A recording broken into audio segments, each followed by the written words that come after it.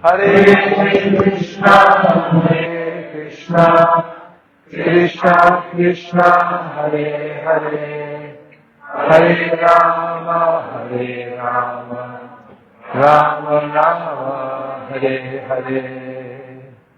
Gaur Premanande. Oh, it's such a pleasure to see everyone and take some time to have Ishta Goshti. When demons were coming to Mathura, one after another, of course Jarasandha came 17 times. And each time Krishna handily defeated him, massacring his armies. Somehow or other, after every defeat, when Jarasandha would leave, his associates would convince him that it was a fluke, even though he was routed every time.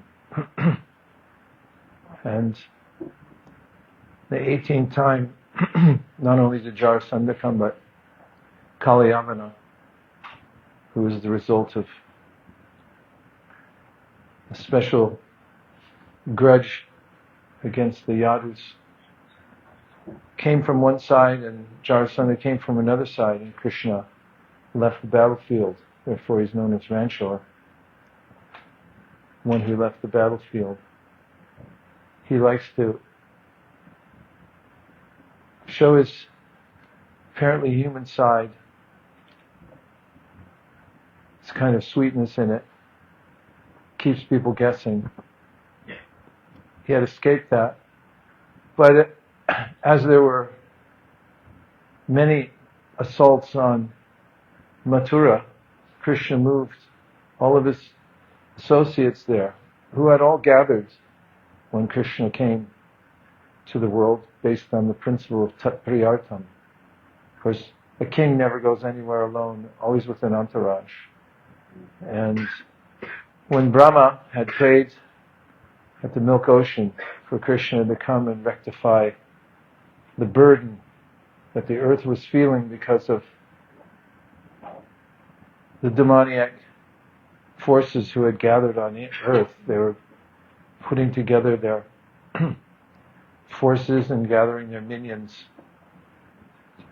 to perform, as usual, detrimental acts to people in the world, upon people in the world. And the residents of Mathura woke up one morning and they realized that they were no longer in Mathura. Rather, they woke up in golden palaces in Dwarka. Dwarka, as everyone knows, thank you, is a fortress within the ocean. And the walls were gilded. Everything was opulent. But they were transferred there in their sleep. They woke up in a new place. Krishna wanted to protect them, put them out of harm's way. In the Gita, Krishna says, Ananyash chintayanto mam ye jana paripasite esha nityabhyutanam yogakshemam bahamyaham. For those who have no other object of meditation in their life, Ananyash means without anything else. It's only one thing, Krishna. Of course, Krishna is everything, but people see something separate when they have a separate interest from Krishna. Hey, you look nice in saffron. Kana Gopal Prabhu.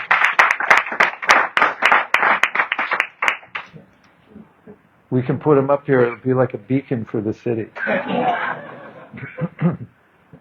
Ananyash chintayanto mam ye jana paripasite.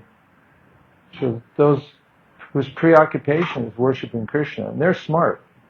People who worship Krishna, they're intelligent because they understand that Krishna is everything. Bahunam jamanamante gyanavam mam prapadyate vasudeva sarvamiti sa mahatma sadurlabha. Krishna calls them great souls. People who have come life after life to a conclusion that Krishna is everything. And to them, that is the unalloyed devotees. They're called Narayana Parayana. Narayana Paraksarvena Kutaschana Bhibyati Swarga Pavarga Narakeshu Api Tulyarta Darshana. Such persons, as spoken by Lord Shiva to his wife Parvati, who are Narayana Parayana, they have no other interest in life except serving Narayan. They can live in, what is this place called? The Sky Lounge? Sky what? Sky Lounge 2? They could be in Sky Lounge 2, or they could be, I don't know, on the ground floor. They'd be happy either way. But Swarga means upper planetary systems where there's more facility for stretching out. And Naraka means in a hellish place, apparently hellish. But for a devotee, he said, there's no hellish place, there's no heavenly place. They're not interested in their external surroundings because they only have one interest, it's serving Krishna. Ananyaschintayanto mam, ye jana paripasite, tesham nityabhyuktanam yogakshema mahamiham. And Krishna personally says that for such devotees who are preoccupied with serving Him, and there's so much service to do, isn't there? That one could become so absorbed in it, one even forgets about one's own maintenance. When Krishna says, don't worry, yogakshema bahami. Bahami means something very particular, and that is that he said, by my own hand, I'll take care of such devotees. Do you want to come in more? You don't have to sit in the Lord Chaitanya seat. When he went to see Śivānanda Saraswati, please come in. You too, Anupam. Everyone, there's plenty of room. We've fed as many as 3,000 people in here before. Please, Mataji, come in. We'll make room. We got plenty of room. Everyone move forward by 7.2. The standard 7.2. Not all the way. We're out of time, sorry. To the moon.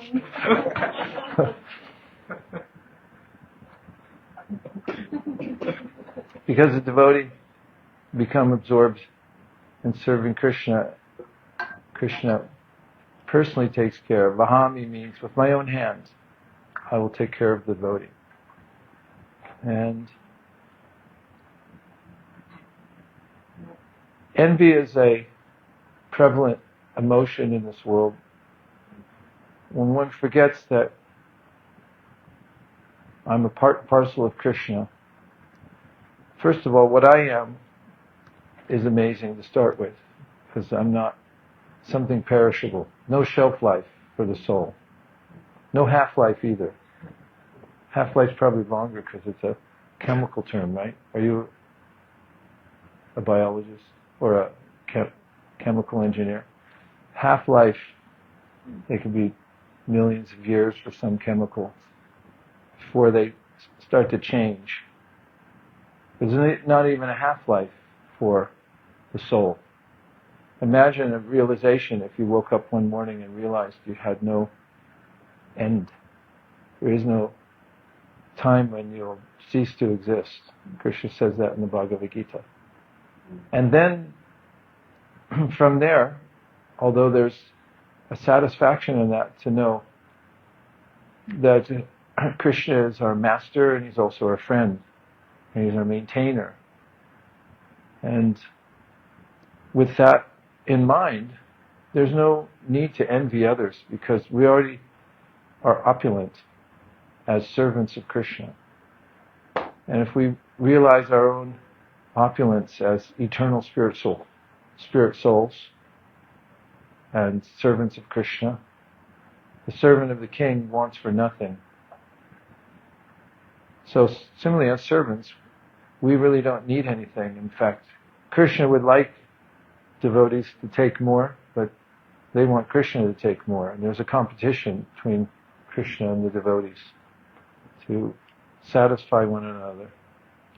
It's an eternal love affair that's always going on. And for such devotees, their preoccupation is serving Krishna in various ways, and one of the ways is in traveling to the holy Dham. And the devotees are always headed for a holy Dham somewhere. You see in Vrindavan, in the morning time, everyone's out going to temples. Prabhupada mentions in a lecture, sometimes they make it to all of the main temples all in one morning. That's what they're trying to do. It's a kind of greed for catching more Mangalartiks, more darshans, more mantras, and it's completely satisfying. And sometimes the devotees go to the Dham, they walk together, sing together. On their way to the Dham, they're feeling happiness. So I just want to read a few verses, and then we'll have some discussion. And any questions you have, I will answer them forthwith. Here we have volume 1 through 8. And I just wanted to read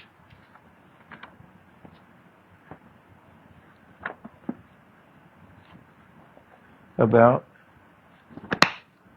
Śivānanda Sena bringing his dog, a dog, who became his dog, then Lord Chaitanya's dog, to Jagannath Puri. So I'll just tell the story until he finds it. One day, when the devotees from Navadvip went on their annual pilgrimage to meet Lord Chaitanya Mahaprabhu in Jagannath Puri, joyous occasion, they would go there and stay for 3 months. And they'd walk together and take whatever boats they had to take to wend their way to Jagannath Puri to meet Sri Chaitanya Mahaprabhu. There's a beautiful description of this in the Madhya Lila, in the Beda Kirtan pastimes, when the devotees are arriving in Jagannath Puri. So on one of these pilgrimages, Śivānanda Sena, who was the overseer of the yatras, would make sure everyone had lodging and food, prasadam on the way, would pay for the boat fares to get across.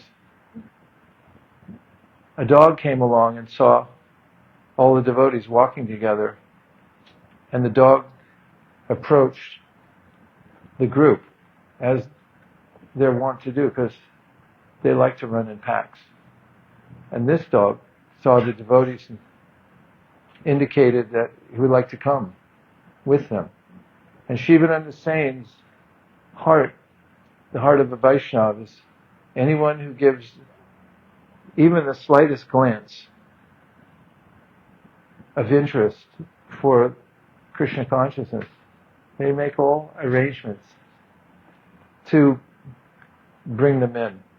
So when Śivānanda Sena saw the dog, said, "No, you're with us. He's with us." He gave orders to the cook.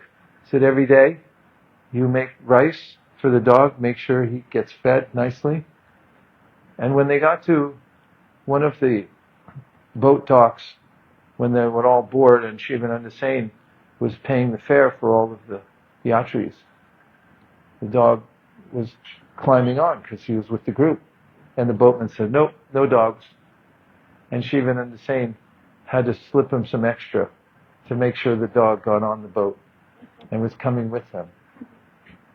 And when he would go ahead of the group to make sure that everyone would be facilitated that during the evening times, he would come back at night and make sure the dog had been fed. And one night he came back and the dog wasn't there. And he inquired, and they looked around. One person looked at another. Some service was missed. In fact, the dog didn't get its rice that night. And Śivānanda Sena was heartsick that this devotee dog wasn't taken care of properly and that he had somehow wandered off. And in a downcast mood, he went along with the devotees but he was concerned about the dog. This is the heart of a Vaishnava, wants to see that everyone has an opportunity to join the Sankirtan party and go see Sri Chaitanya Mahaprabhu. Pardon? He fasted. He wouldn't eat, because the dog didn't eat, he wouldn't eat. And when they arrived, thank you, and when the color commentation, when the devotees arrived in Jagannath Puri, and they went to see Sri Chaitanya Mahaprabhu, they were surprised that when they entered the courtyard where Mahaprabhu was sitting casually and honoring prasadam, the dog was sitting next to him. What's more, Mahaprabhu was feeding him from his own plate. He was taking green coconut pulp, some of the prasad from the Jagannath temple, and he was throwing it to the dog. And the dog was at Chaitanya Mahaprabhu's beck and call, so Mahaprabhu said, chant the holy names. Rama, Rama. The dog was chanting, according to Kaviraj Goswami, and Śivānanda Sena was so humble that when he came there, he offered obeisances to the dog. And he wanted to alleviate any offense he had made to it. This is the sensitivity of the heart of a Vaishnava, that he or she will see within everyone the good qualities. To speak of a dog who wants to join the party, and he considers it's part of our group. And Prabhupada had such quality. He would invite people to stay. Of course, he said it is not a hotel for lazy people, the āśram. But there were some devotees who were slightly dysfunctional, and devotees would complain, and Prabhupada was very tolerant, because he said they have not understood the mercy of Lord Nityānanda. So we can remember Śivānanda Sena and how accommodating he was. We don't know what is inside people, what that flame is for devotional service that we can fan, that can grow into something. And that's one of the great exhibitions of life, is to see that grow within somebody's heart.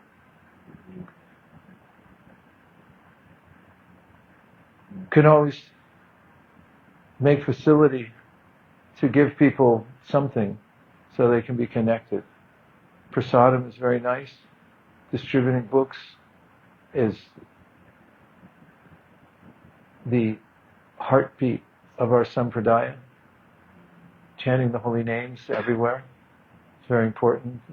Writing articles on science and producing short presentations to give people an idea of how to interpret various scientific theories, to understand it in the context of Krishna consciousness. Radharas Bhavana Prabhu has done a presentation on the Big Bang that was well received. He followed the footsteps of Sariputta Prabhu and put together a nice presentation. I haven't seen the second one, which was about Darwinism or Darwinian evolution, but I heard that was well received also. These are important presentations. People are aimless or misguided, and all of you have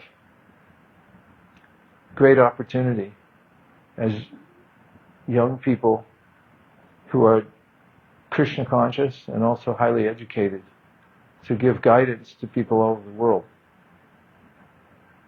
So please remember that the Vaishnavas are welcoming of every living entity.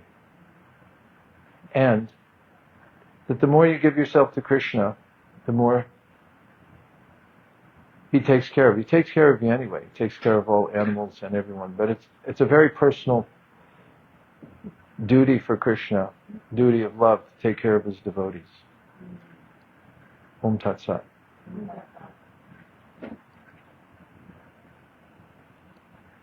And Nirakula told me that you might have some questions.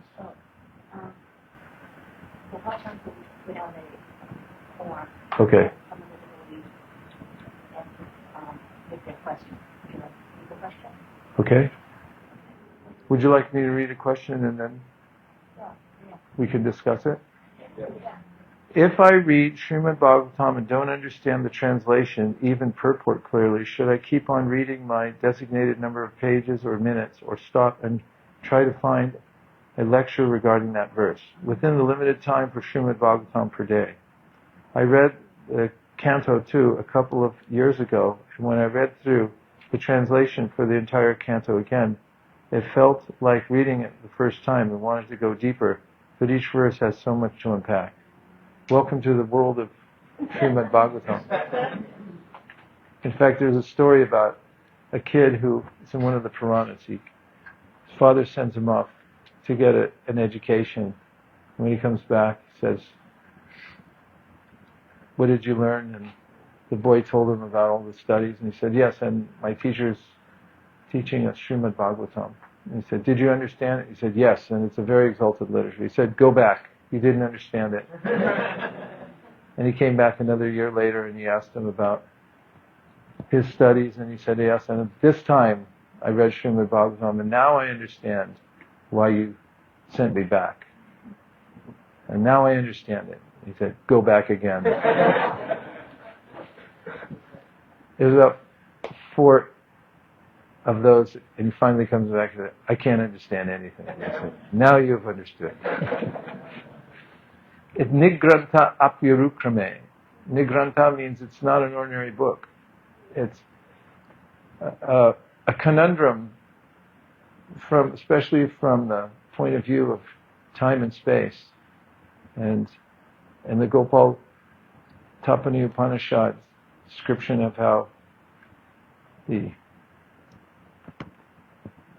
gopis, they went to get a blessing from Durvas Muni, and to get across the river, they had some password with "Krishna is a brahmachari," to which they thought that that's funny. And in the Gopal Tapani Upanishad, it says Krishna is enigmatic. So, as far as your practical question goes, it's a matter of taste how to read Bhagavatam. Some people read fast, some people read slow. However you like to consume it, it's okay. I always like to have an excuse to read the Srimad Bhagavatam because there's so many other things going on in life, and unless I have an excuse, well, not unless I have an excuse, but it's a possibility to miss a day or miss more than a day unless I'm held to it, and I like to set goals. And as far as going back and looking at things, that's one of the joys of reading. Is, as I've always said, a good hearing and chanting or reading session is when you come out with more questions than answers.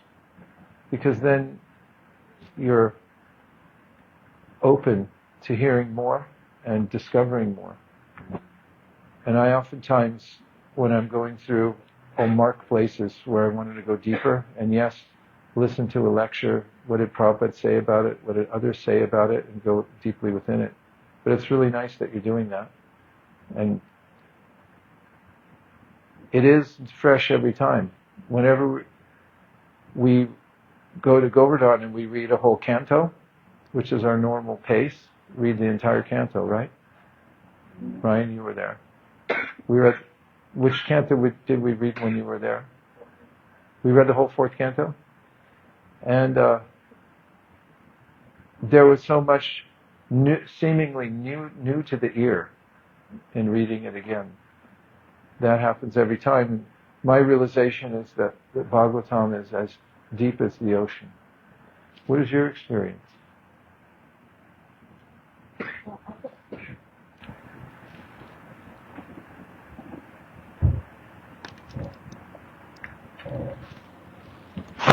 Was it, it's a matter of taste, or, if you want to do your pages and you want to go more quickly, but it's nice that when you come across those points, you make a note. And that's what reading groups are nice for. If you're reading with other devotees, then you can stop and discuss it at that time, which is like what it's like when we're in Govardhan reading. it's my favorite part is when everybody shares their realizations and asks their questions and things like that. So if you can, become part of a group and do the reading, or take your questions or that you have from what you've read and bring it to a group at some time that's convenient for you, that you could find that helpful as well. Or make the notes and then at another time find a lecture. But then you can listen to a lecture while you're preparing dinner, or while you're doing something like that. So that could work also.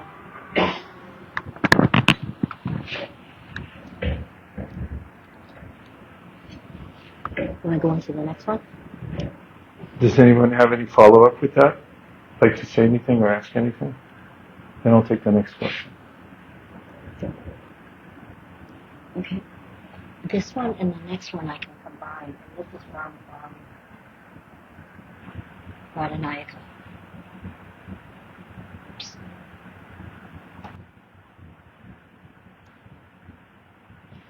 Hare Krishna, Krishna Krishna, Hare Hare, Hare Rama,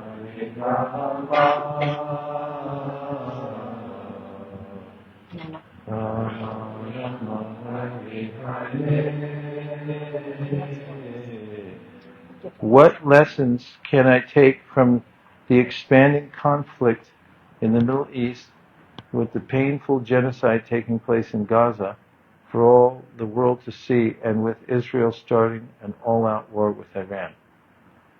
Lesson. You want me to read the next one too? Yeah, if you tap on the next question. Then it's down below. What lesson can I learn from the rising fascism and racism in the USA? One lesson is that such occurrences are inevitable in the material world, as described in the Shastra, and Prabhupada has mentioned many times. In a bamboo forest, there's ways in which the wind moves the bamboo in such a way, the dry bamboo, it causes friction, and then a fire starts. And such flare-ups have been there since the time immemorial, even in earlier ages that weren't noted as ages of quarrel, like the Kali Yuga, specifically noted as a time when people are contentious. For instance, when Hiranyakashipu appeared, there was an alarm set off that there was some yogi who was doing such severe austerities that fire was coming out of his head.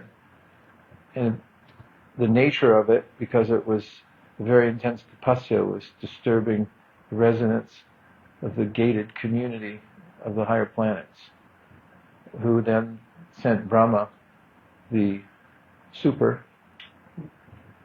only the New Yorkers get that one, to take care of the situation. There, Prabhupada mentions, he uses the word upheaval. There are always upheavals in the material world. And he talks about how when he was on the Jaladuta, it could be very calm and clear, and then an hour later there'd be a huge storm that was life-threatening. And these kinds of geopolitical situations arise due to the nature of the material world. Krishna says in the Bhagavad Gita, Icha dvesha sumutena dvandva mohena bharata sarva bhutani sammoham sargayanti parantapa.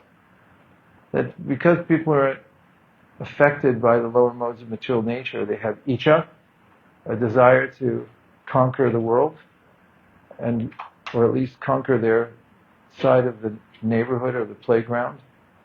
And they have dvesha, they have an aversion for other people who seem different from them.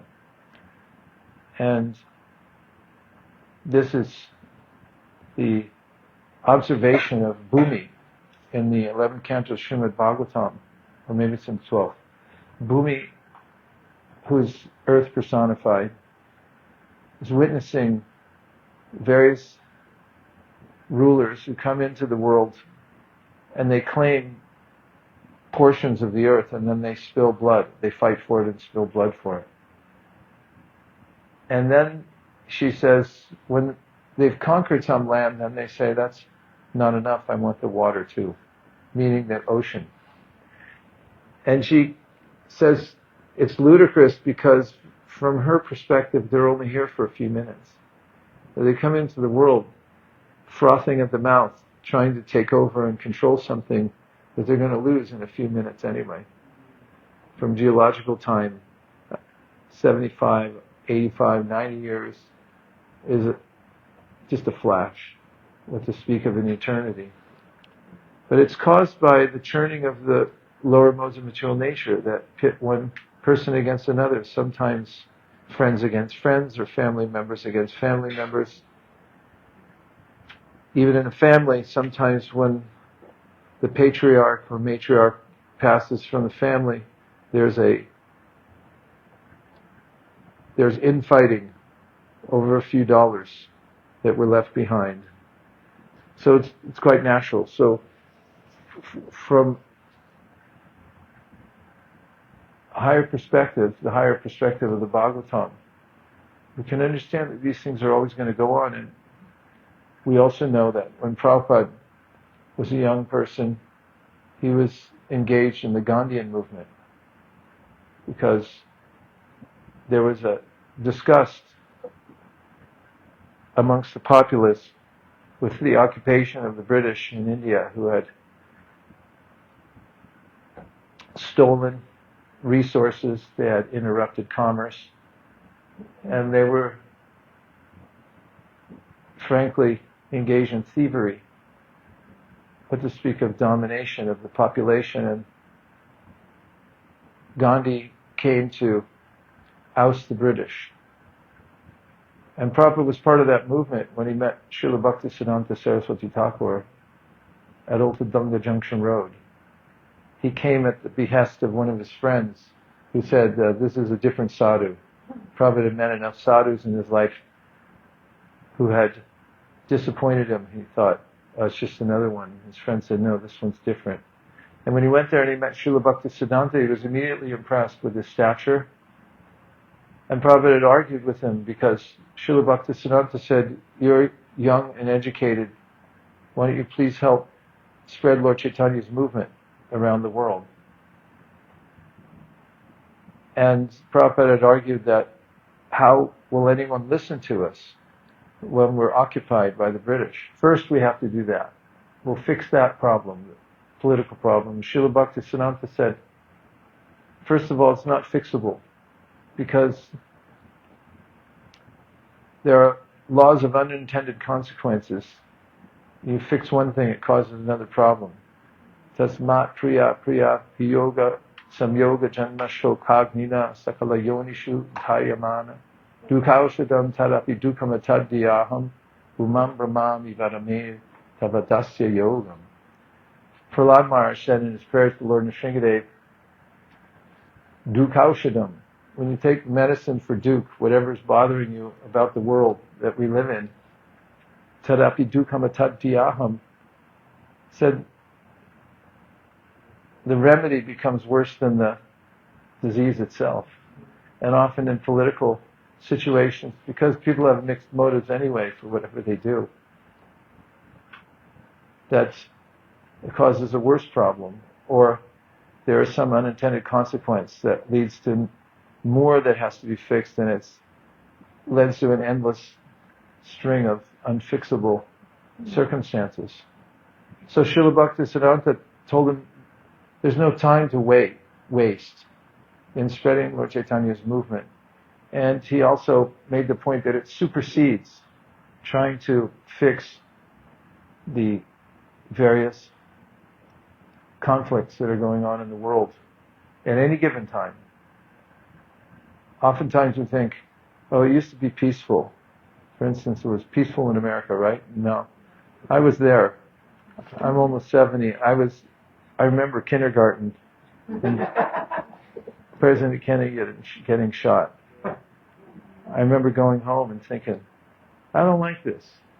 I don't like this whole arrangement.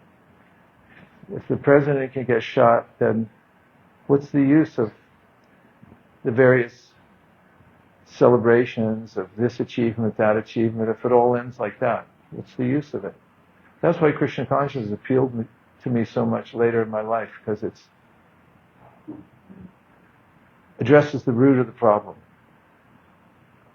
So, how to think of it, that's the overarching way to think about what goes on in the world.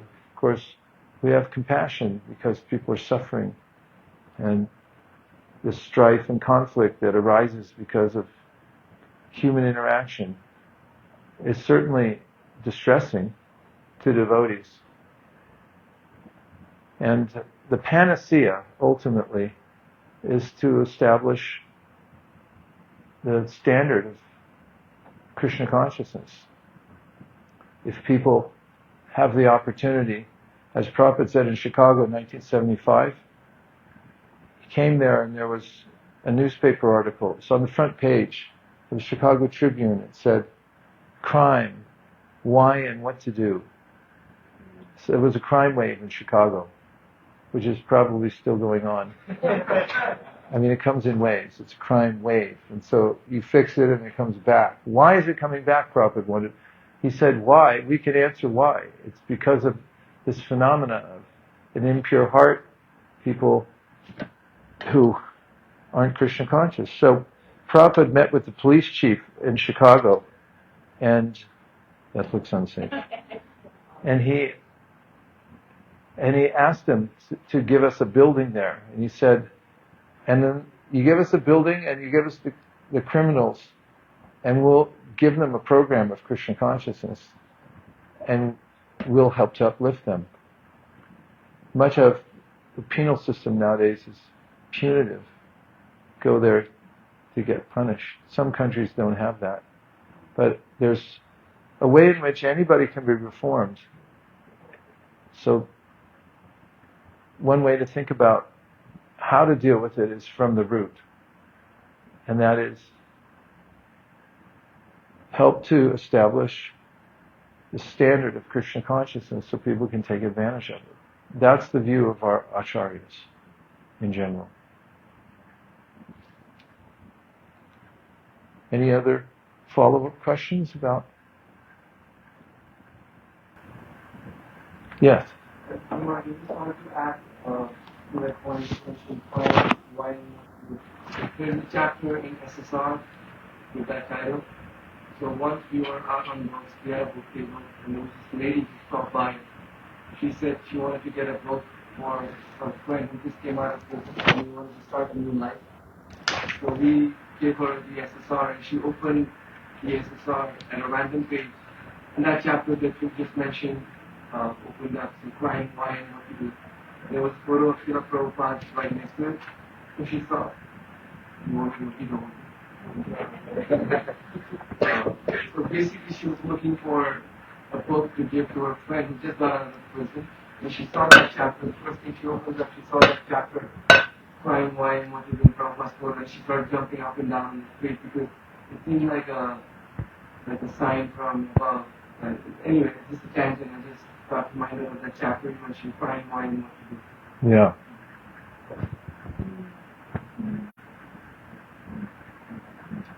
Philosophy is important. It attempts to answer the root cause of suffering. And as Prabhupada mentions in the 13th chapter of the Gita, in a purport, he said, in this age, people don't have any philosophy. They're not philosophical. So they have some system where people can come and reform themselves so they can help themselves and then help others. It's very important. Thank you for the anecdote. Another question. Yes? Oh. If I fall from chanting my vowed rounds, but chant every day and strive for the goal, does one receive your shelter and mercy, especially at the time of death? If I fall from my chanting, my vowed rounds, but chant every day and strive for the goal, does one receive your shelter and mercy, especially at the time of death? Yeah, we should always strive for the goal. And as I've said before, the pathway to success generally is a path marked with many comebacks. And some of them are mini comebacks and some of them are maxi comebacks. But I've seen over time that everyone goes through various challenges because as human beings, especially in this age, we're vulnerable because of the kind of association that we have to have in various forms, and just because of the nature of changing human body and mind, there will be challenges. Balance doesn't mean that you're perfectly still. It means you're always pulling back to the center. If I stand on one leg right now, which I can do if you ask me to, there'll be I'll waver back and forth because the muscles in my leg are readjusting somehow. Amazingly, they do that. The brain's communicating, no, this way, that way, back and forth. So as we're trying for the goal, there's a way in which we have to keep pulling back to the center. And in the way you pose the question, if you know what the goal is and you're striving for it, this is what Krishna says in the 9th chapter of the Bhagavad Gita, Apichet sudaracharo bhajate mam ananyabhak sadareva samantavya samyak vyavasito hisa. Which means that even if there's a display of worldliness in your practice at some point, if you're properly situated in your determination, which is that I'm trying to reach the goal, then Krishna says you're to be considered saintly. But you should never take advantage of it, because that's insincere. If you take advantage of it and say, well, it doesn't matter then, and therefore there's all these assurances, so I won't try for the goal, then you might get into a situation where it's hard to find your own sincerity because you've justified not reaching the goal for various reasons, and you may not actually be trying for it. So this is much of what Rupa Goswami is mentioning when he talks about niyamagraha. Niyamagraha means don't give it up, don't stop the practice. But he said also don't do it in a perfunctory way. Sincerely try to reach the goal. Because you could numerically reach the goal also, which is important. But you could also do it absent-mindedly or without much attention. So he said try to find that sweet spot. And of course, Krishna is always eager to see us advance in devotional service, and as long as we're trying.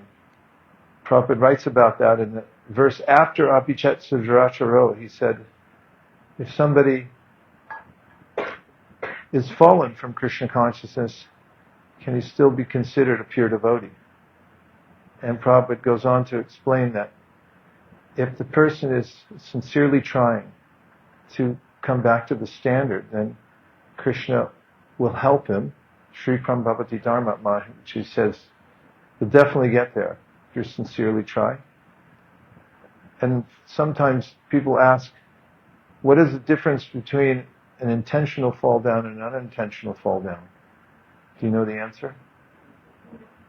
Prabhupada gave a really helpful answer. He said, if they come back, it was unintentional. Because how long can you stay away from Krishna consciousness? I've seen some pretty long streaks. 20 years. Seen somebody stay away and then come back to Krishna consciousness and then regret missing 20 years. So always try to make a comeback. And if you can't, sometimes you have to make comebacks even when you're in the middle of a round, right? You're halfway through and then like, okay, we're going to do this or not? I have to make a comeback. And so you want to have a sense of responsibility. If you can't live up to it, then try to bolster yourself and come to that point again. And if you get too disappointed, Krishna says in the Bhagwatam, then you could talk yourself out of it altogether and just say, oh, I'm so fallen, I can't do anything. You can't do that either. That's illegal. To say that I'm permanently unqualified, it's illegal. Is there another question or a follow-up? How are you all feeling? Good. Yeah? Okay. If a devotee has gotten an internal glimpse of what their siddha deha and rasa may be, but it was only a glimpse, but the resultant vision has had a powerful impact on them, resulting in lobha for better understanding, how can they receive further clarification that what they saw was in fact accurate? Well, there's some direction starting with the second canto of the Srimad Bhagwatam, in which Shukadeva Goswami mentions that any advancement that one perceives on that level should be accompanied by a change of heart. It will be noticeable that one's relationship with the material world also changes, in that one's reticence to engage in sense gratification or is naturally detached from the world.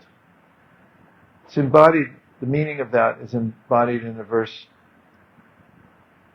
in the 11th canto that says, Bhakti parisharubhava viraktya anyata traisha trika ekakala prapadya manasya tashnata sus pushti pushti shud apayunugasam. That when you're surrendering in Krishna consciousness, there is a way in which you directly perceive Krishna. You also feel bhakti or devotion, and most importantly, as far as verification goes, there's a sense of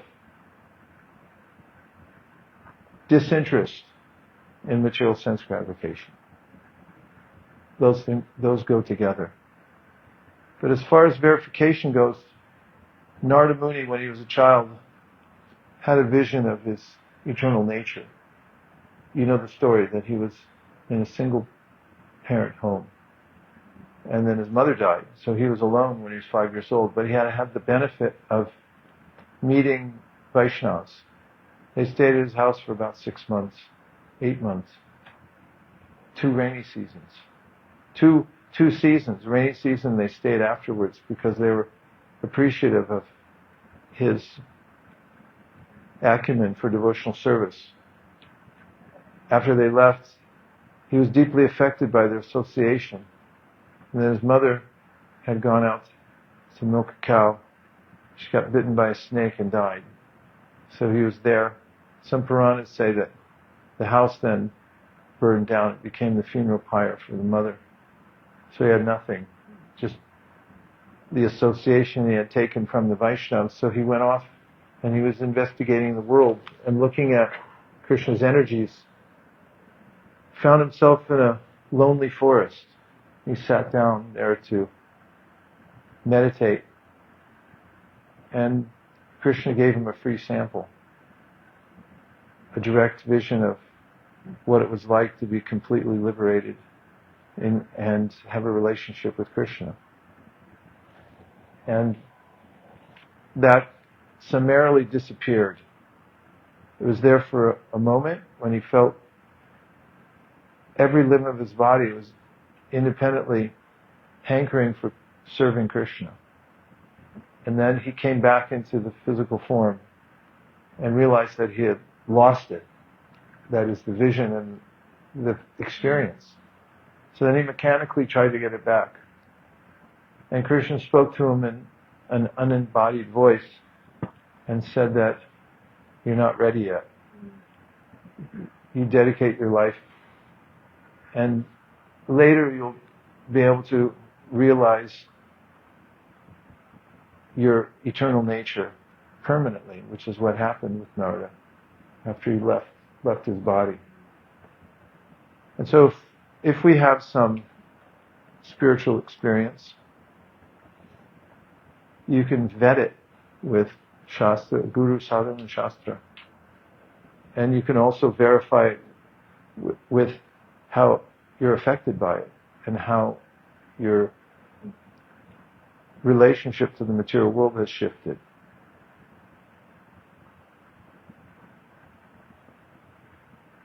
Prabhupada's mood was, and so was Srila Bhaktisiddhanta's, as regarding Siddha Deha, is to be reticent about identifying it too soon. And he indicated that Srila Bhaktisiddhanta that one should practice abject humility and go on with the practice, because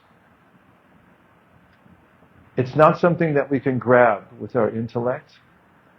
It's something, as Srila Rupa Goswami says in the Bhakti Rasamrita Sindhu, at the end of the chapter where he talks about spontaneous devotional service, he says this is something that comes, of course, he says, from the mercy of Guru and Krishna. It's all Krishna's mercy. Okay? Yes? I took that point that you made that Prabhupada said about the difference between intentional and unintentional tolerance. Yes? So that just struck me as it means that whoever comes back, that person should be forgiven. Just kind of blowing my mind away. Do you want to say more about that, or should I interpret it in? Well, just that, it makes me think of the importance of forgiveness. Yeah. Forgiveness. Forgiveness is important. And in the case of our society, sometimes trust but verify. Because we have people come back, and because sometimes in a lifetime, someone may do something that is forgivable on one level, but as far as society goes, it becomes so egregious that there have to be some steps held in place to protect everyone else's psyches, because people become traumatized about certain kinds of transgressions that are, from which it's very difficult to redeem oneself completely. There's always something there. And nonetheless, as we know from the case of Ashwatthama, who was a baby killer, as the Shastra predicts, he'll be the next Vyas in the next golden age of Satya Yuga. So if Ashwatthama can make a comeback, anybody can.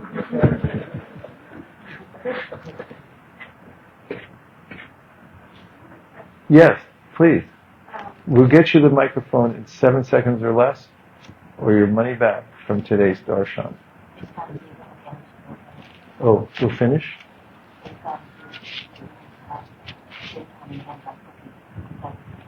Okay. You see how I'm able to stay on track in life.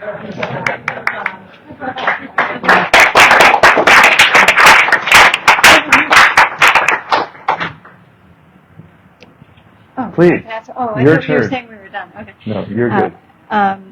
So for newcomers to the temples, we always have follow-up programs. And For newcomers to come to the temple, we've always had follow-up programs. Yeah, and they're often centered on some type of progressive introduction to Gita and those things. And they're often on some progressive, easy to understand way of understanding Gita. Yeah, or Krishna consciousness. Krishna consciousness. Okay, can you hear back there? Okay, go right ahead. Okay, so what's a good way to have those follow-ups for devotees where we may all have different jobs, or someone's reading CC, someone's reading Krishna book, but when we come together, what's a good way to try to associate so that we're having really quality and deep sangha? Such a good question. Thank you very much. Well, what I've noticed in a very practical way is chanting a chapter of Bhagavad Gita every day as a vow creates an ambiance. And when I travel, I get somewhere trying to get my bearing or our bearings wherever we are, and then we say to our guests or whoever's greeted us there, yes, could we chant a chapter of Bhagavad Gita together? And that gives because we tell them we do that every day, so then say, oh yeah, sure. It seems simple enough, and it is. But when we do that together, it sets a precedent. And it always leads to more. It's kind of the gateway shastra. You start there, and the next thing you know, you're reading Bhagwatam, Chaitanya Charitamrita, you have ongoing questions and answers and so forth. And so, I recommend having some protocol where wherever you go, for instance, you go to a program, you meet, and you say, oh, could we just do this? For instance, whenever I get in the car, somebody's driving me from the airport, at some point, because I don't want to be so abrupt that as soon as I get in the car, I said, let's read.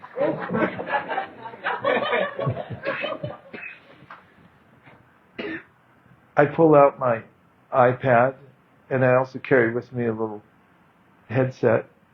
If there are people in the back seat, I pass the speaker in the back seat so people can hear in the back, and say, could I read a verse to you? And one verse turns into two, and more, and so forth. If you are always ready for something, a next thing, when you get together, you plan for it, you just have to have a starting point, and then it turns into more of a spiritual discussion. So I've noticed the same thing perhaps you're noticing, and that is you can go to a spiritual gathering and the conversation isn't necessarily that spiritual. It's like, how are you? Good. How are you? Good to see you. Good to see you. Where have you been? Same place. Well, what about you? Well, what are you doing? Same thing. What about you? Same thing. And that's nice in a way, but I've noticed, for instance, when we go to Kartik, we actually are off the beaten track. To go to the place where we are, you actually have to get out of the orbit of Vrindavan and go to Govardhan, and it's in a gated community. And once you get in, and those types of hearing and chanting sessions are important. I was just in Italy. I was at BBT meetings during the day. In the evening, there was an offer for sightseeing in different places. But instead of going for the sightseeing, not to be a spoiled sport, but I had a few other things I had to do. Besides that, I held a little reading on the back lawn of the temple. And lots of devotees came and sat down and wanted to hear. And we just read for an hour and a half. And that became a thing. So you can create a thing anywhere. All you have to do is add a little Krishna Katha. That was a 1 minute answer, but as Nirakula points out, 1 minute of Brahma.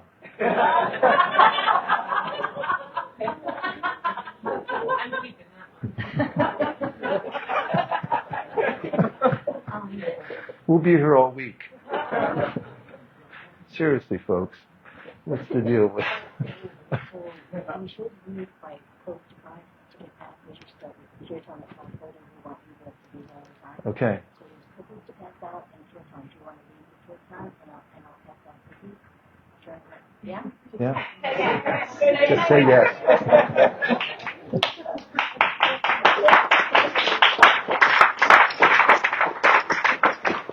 Okay, now here's my... Very kindly made these cookies for everybody. And we're going to have a little kirtan. If you chant nicely, you can have a cookie. You don't have the cookie during kirtan because it's minutes to 5. Okay. And all of you part of the kirtan. Oh, what time's the kirtan? 5:30. All right. I was going to have you sign my book, but I know. You're trying to help me out. Okay. Namo Vishnupadaya Krishna Prestaya Bhutale Srimate Bhakti Vedanta Swami Nityanamine.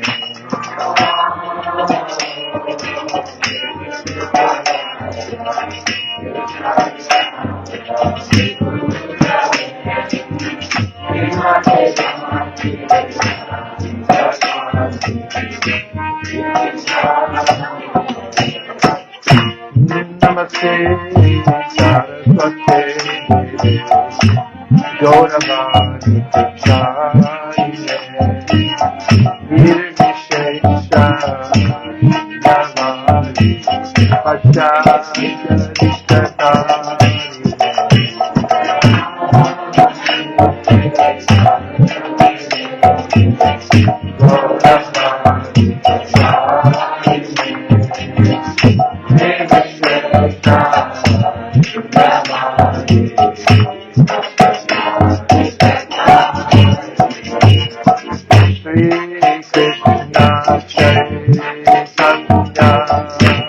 Prabhu Nityānanda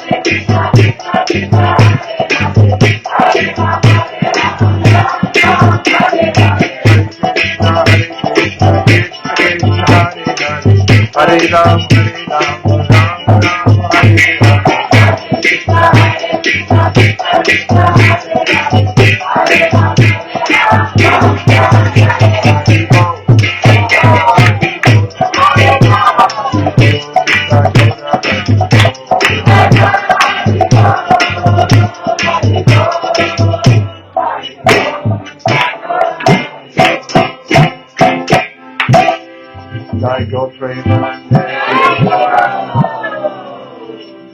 Jai Srila Prabhupada, Jai Shri Chaitanya Mahaprabhu, Shri Shri Radha Govinda, Shri Shri Radha Muralidhar, Jagannath Baladev Subhadra, Shri Shri Gaura Nitāi. If you so desire, please empower us to overlook the problems of the world by taking full shelter of your lotus feet and giving the solution to everyone wherever we go, and by taking the medicine of Krishna consciousness regularly and on schedule. Thank you for considering our request. If everyone agrees with this prayer in whole or in part, please unmute and say Hare Krishna. Hare Krishna! Anjagabhurusha kripasundabhevcha patitanam pavanebhyo Vaishnavebhyo namo namaha Nanchakoti Vaishnaviki Jai.